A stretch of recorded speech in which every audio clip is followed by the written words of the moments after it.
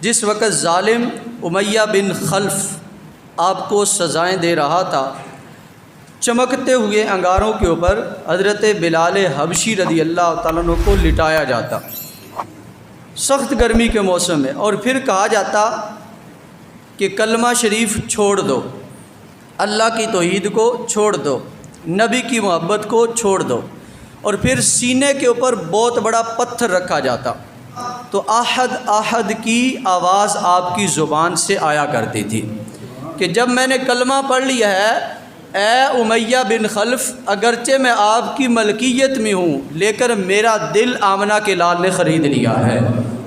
اتنی سزائیں ملنے کے بعد آپ نے کہا اس سے بڑھ کے بھی سزائیں دے لو، میں نے محمد عربی صلی اللہ علیہ وسلم کا دامن تھام لیا ہے، جان تو جا سکتی ہے، محبت رسول کبھی بھی نہیں جا سکتی۔ کو سزائیں مل رہی تھی تو خلیفہ بلا فصل حضرت سیدنا صدیق اکبر رضی اللہ تعالیٰ عنہ پاس سے گزرے، امیہ بن خلف کو کہنے لگے اتنی سزائیں کیوں دیتا ہے؟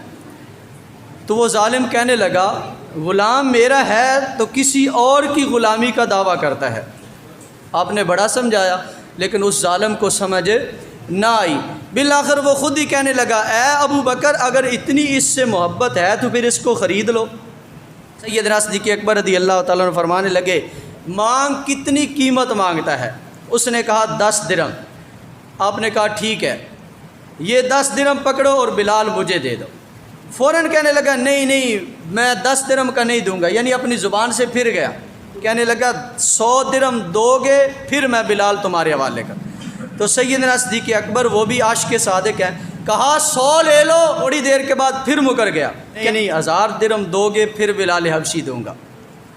تو سیدنا صدیق اکبر رضی اللہ تعالیٰ عنہ کہنے لگے چلو ٹھیک ہے، 1000 پہ ڈن ہو گیا سودا، 1000 لے لو، بلال حبشی میرے حوالے کر دو، میں اس کو خرید کر آزاد کر دیتا ہوں۔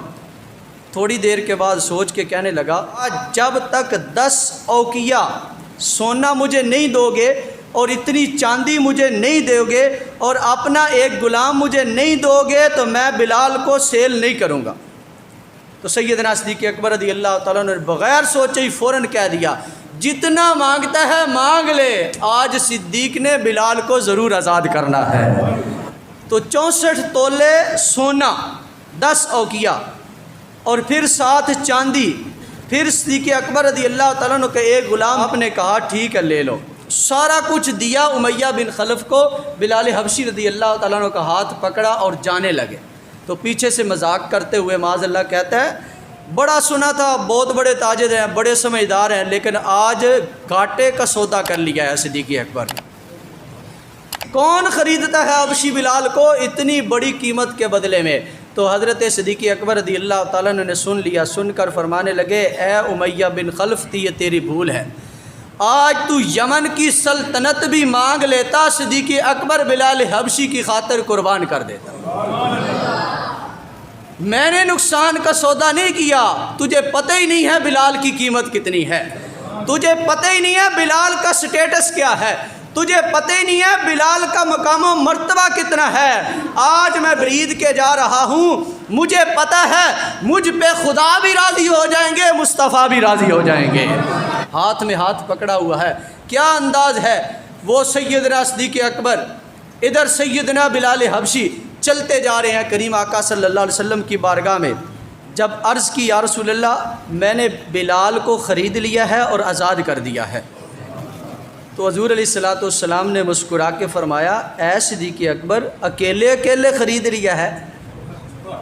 پتہ چلا یعنی بلال کی شان کیا ہے، بلال کی قیمت کیا ہے۔ فرمایا تھوڑے سے پیسے مجھ سے بھی لے جاتے اور میری بھی رقم شامل کر لیتے، میں بھی بلال کو خریدنے والوں میں شامل ہو جاتا۔ امام الانبیاء فرما رہے ہیں کہ تھوڑی سی رقم لے جاتا، اور مولانا روم نے حد کر دی اس واقعے کو، اس روایتوں کو جمع کرتے ہوئے لکھتے ہوئے حد کر دی۔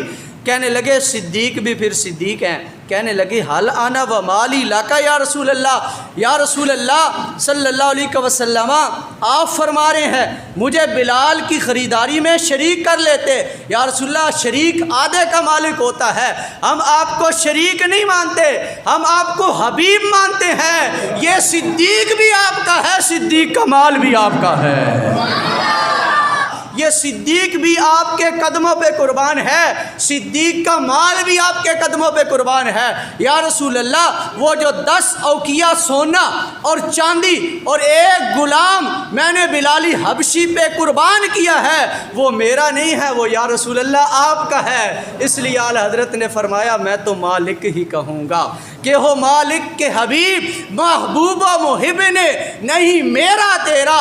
یا اس طرح سیدنا صدیق اکبر رضی اللہ تعالیٰ عنہ نے بلال حبشی رضی اللہ تعالیٰ عنہ کو خریدا اور پھر سرکار کی بارگاہ میں پیش کر دیا۔